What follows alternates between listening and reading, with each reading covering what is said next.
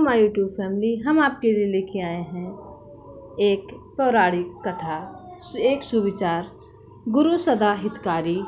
इस बारे में गुरु और ईश्वर की महिमा क्या है, इसी के बारे में हम आपके लिए लेके आए हैं छोटा सा एक गुरु महिमा का पाठ।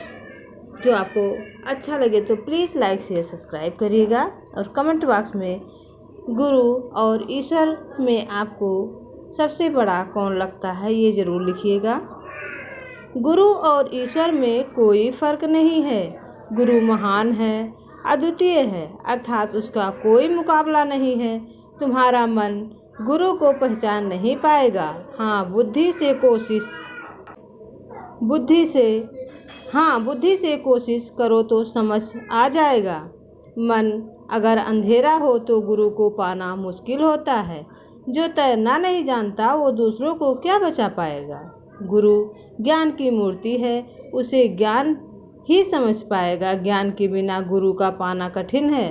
मन झुकेगा नहीं तो पाएगा कैसे, उसका झुकना ही तो पाना है। घड़ा झुकेगा तो भरा जाएगा, सीधा खड़ा रहेगा तो खाली रहेगा।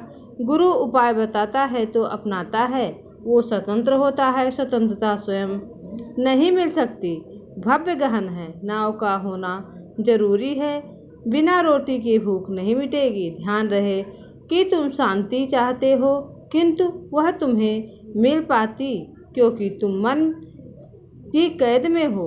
तुम्हें किसी और के कैद में नहीं किया, बल्कि तुम स्वयं बनाई हुई कैद में कैद हो। तुम्हें स्वतंत्रता चाहिए तो एक द्वार खुला है गुरु का। सारी समस्याएं मिटानी है तो गुरु के पास जाओ। जैसे बालक अपनी माँ के पास सुरक्षित है, वैसे ही तुम भी गुरु कवच पहन लो।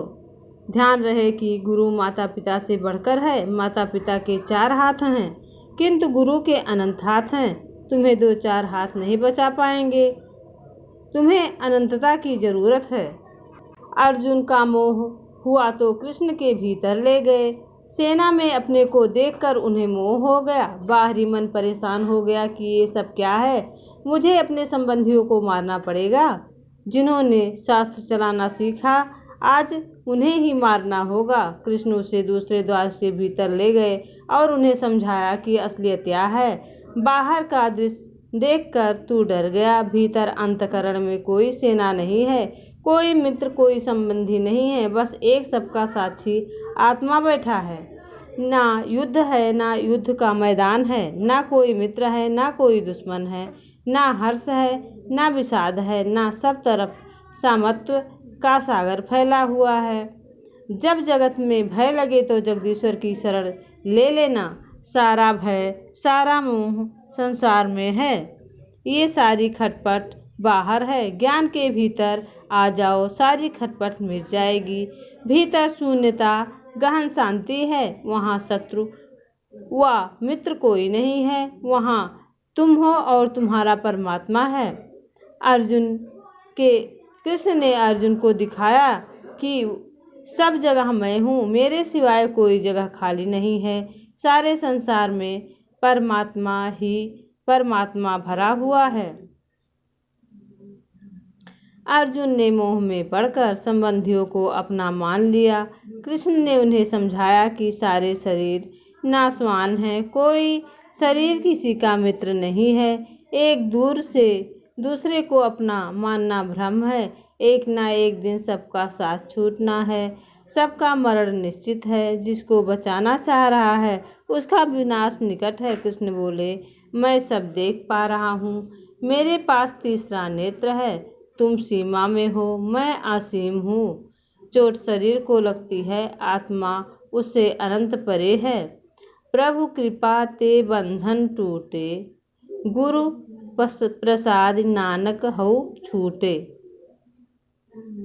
गुरु जनक जी फरमाते हैं कि प्रभु की कृपा से बंधन टूट जाते हैं, अहंकार मिट जाते हैं। अहंकार हमें धर्म के अनुकूल चलने नहीं देता। प्रभु की कृपा से वह मिट सकता है और उसकी कृपा तभी मिलती है जब हम उसकी आज्ञा पर चलते हैं। तुम हजारों कमाकर फिर लाखों की ओर भागते हो फिर भी संतोष नहीं होता। माया के पीछे भागना जारी है। माया के पीछे कब तक दौड़ते रहोगे? आज तक माया से कोई जीत नहीं पाया है। माया से संतुष्टि ही नहीं, माया स्वयं सदा भूखी है। आप जानना चाहेंगे किसकी भूखी है? वह सदा नारायण की भूखी है। उसमें प्यास और प्रभु की वह दीवानगी है प्रभु की। उससे हृदय में प्रेम बरस रहा है प्रभु के लिए। माया कहती है नारायण चाहिए, व्यक्ति कहता है माया चाहिए। ध्यान रहे कि संतोष की बिना संतुष्टि नहीं मिल सकती है। सुमिरऊँ सिमर सिमर सुख पाऊँ, कल कलेश तन माहि मिटाऊँ। गुरु महाराज ने कहा सदा हरि का स्मरण करो, जिससे सुख प्राप्त होता है और शरीर के सारे संकट मिट जाएंगे। गुरु नानक देव ने कहा कि शक्ति का सूत्र प्रभु की कृपा है। अहंकार मिटाकर सहज हो जाओ। उसकी कृपा चाहिए तो अपने मन व बुद्धि के साथ समर्पित हो जाओ। सब कुछ उनकी कृपा से संभव है। वो चाहे तो राई को पर्वत कर दे और पर्वत को राई। कहा तो पांच तत्व से बना शरीर और कहाँ विश्व के स्वामी जगदीश की प्राप्ति। प्रभु की कृपा हो जाए तो ऐसा होना कोई मुश्किल काम नहीं है। वह सब दूसरे और सबके साथ भी है। वह जानता, देखता और विचार करता है। वह स्वयं ही एक और अनेक रूपों में है। ना मरता है, ना नाश होता है, ना आता है, ना जाता है। वह सदा सदा समा रहा है। स्वयं उपदेश देता और स्वयं ही समझता है। स्वयं उसके साथ मिला हुआ है। सब कुछ उसका है। प्रत्येक स्थान पर वह एक ही है। वह बड़ा अमूल्य है। उसकी कीमत कहीं नहीं जा सकती। प्रभु मालिक तीनों कालों में सत्य है। पहला नाम उनका सत्यदेव है। गुरु कृपा से ही जाना जाता है। करोड़ों में किसी ने ही जाना है। जो हरि का स्मरण करता है वह बड़ा ही भाग्यशाली है। प्रभु को कहीं भी आने की जरूरत नहीं। वो तो हमारे भीतर स्थित हैं। वे सदा हमारा हित चाहते हैं। उनकी नज़र सदा हमारी ही ओर है, क्योंकि हम सबका हिसाब रखते हैं। रुपया कमाना उचित नहीं, बल्कि उससे कुछ हिस्से को परोपकार में खर्च करना वास्तविक उन्नति है। निंदा को पाप माना गया है, उसे सदैव दूर रहना चाहिए। देव दुर्लभ मनुष्य जन्म प्राप्त करने हमें समय की कीमत को समझना होगा। समय को व्यर्थ गंवाने का अर्थ एक प्रकार से अपराध करना है। इस जीवन को बड़े प्रेम से, बड़ी श्रद्धा से, बड़े विश्वास और शांतिपूर्वक जीना चाहिए। हाथों में काम हो गया, मुख में प्रभु का नाम हो, पैरों से मार्ग चलते किंतु हृदय में ईश्वर का स्मरण करते रहना चाहिए। ऐसी स्थिति वाला पुरुष कल्याण को प्राप्त होता है। संसार सारा आसार है। संसार सारा आसार है। सबका हित ही सार है। शुभ कर्म ईश्वर भजो, विवेकी वही होशियार है। तज राग दे, तज देश दे, सारे विकार त्याग दे। मन आपका पवित्र कर, ईश्वर भजन में ध्यान दे। मैं देह मर देहि अमर, पूरा पीरा विश्वास लाइए।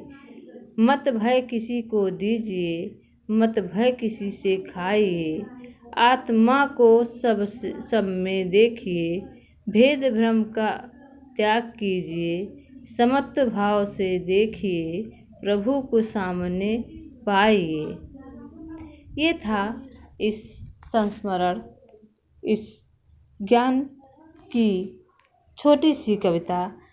अगर ये पौराणिक ज्ञान आपको गुरु और ईश्वर में क्या अंतर है, जीवन में गुरु की महिमा का महत्व समझ में आया हो तो प्लीज़ मेरे चैनल को लाइक शेयर सब्सक्राइब करिएगा। अगर कोई त्रुटि होगी तो कमेंट बॉक्स के माध्यम से ज़रूर अवगत कराइएगा। ऐसी ही पौराणिक कथा, ज्ञानदायक, ज्ञान को रोशनी देने वाली पौराणिक ज्ञान की बातें हम आपके लिए लेकर आते रहेंगे। तब तक के लिए जय प्रभु जी। विष्णु भगवान की कृपा आप सभी पर बनी रहे। आप लोग सदा हंसते रहें, मुस्कुराते रहें। और प्रभु भक्ति में है शक्ति। प्रभु के गुण गाते रहिए और प्रभु आपकी जीवन की नैया को पार लगाएंगे। जय प्रभु।